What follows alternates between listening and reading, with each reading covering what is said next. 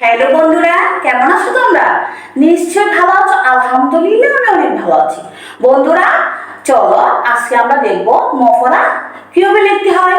তা চলো আর দেরি না করে লেখা শুরু করি।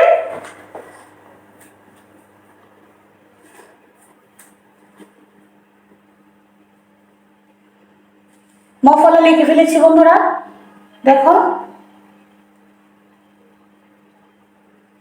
প্রথমে একটি গোল, তারপর ছোট করে একটা ম।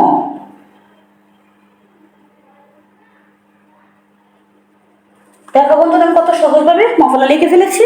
তাহলে তোমরা যারা নফলা এখনো লিখতে পারো নাই, তোমরা please Kaniz Fatema YouTube channel এখনই সাবস্ক্রাইব করে ফেলো।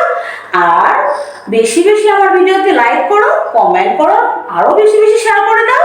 পরবর্তী নতুন একটা ক্লাস নিয়ে তোমাদের সামনে আমি উপস্থিত হবো। এই পর্যন্ত তোমরা অনেক ভালো থাকো, সুস্থ থাকো। আল্লাহ হাফেজ।